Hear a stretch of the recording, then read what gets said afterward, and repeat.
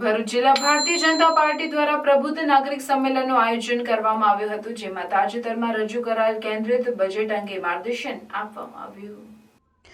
ભરૂચ જિલ્લા ભારતીય જનતા પાર્ટી દ્વારા college road પર આવેલ આત્મીય હોલ ખાતે પ્રબુદ્ધ નાગરિક સંમેલનનું આયોજન કરવામાં આવ્યું હતું, જેમાં ગુજરાત પ્રદેશ ભાજપના પ્રવક્તા ભરત ડાંગર વિશેષ ઉપસ્થિત રહ્યા હતા। તેઓએ તાજેતરમાં જ વડાપ્રધાન નરેન્દ્ર મોદીના નેતૃત્વમાં બનેલી ભાજપ સરકારે સંસદમાં રજૂ કરેલ બજેટ પર વિશેષ છણાવટ કરી તમામ વર્ગને સ્પર્શતા મુદ્દાઓ અંગે માર્ગદર્શન આપ્યું હતું।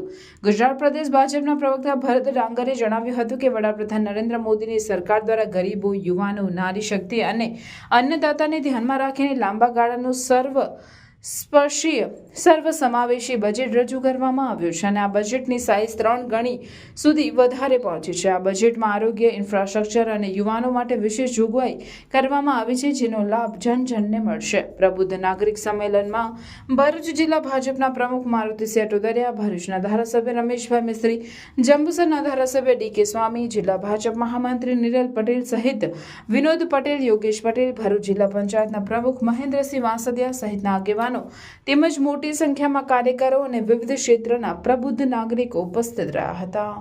જે વડોદરાથી ભરૂચ પહોંચતા પહેલા ભૂતકાળમાં 2.5-3 કલાક થતા હતા, આજે આ જ એક્સપ્રેસ વેને કારણે 40 મિનિટની અંદર વડોદરાથી અહીંયા પહોંચી શકાય છે।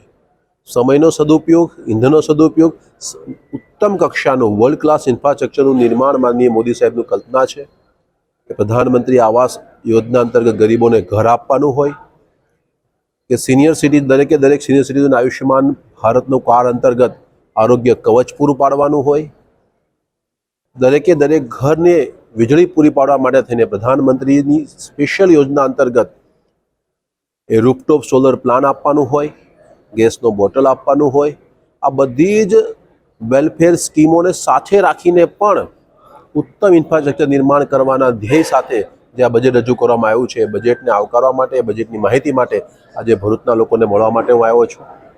સમગ્ર વિશ્વમાં માત્ર ભારત એક એવો દેશ છે કે જેનું જીડીપી ગ્રોથ જે છે એ ઇન્ફ્લેશન કરતાં વધારે છે અને એટલા જ માટે આપણને ગૌરવ થાય કે માનનીય મોદી સાહેબના નેતૃત્વમાં દેશ એ પ્રગતિના નવા સોપાનો સર કરી રહ્યો છે। આ વિગત સૌની સમક્ષ મૂકવા માટે અહીંયા ઉપસ્થિત થયો છું।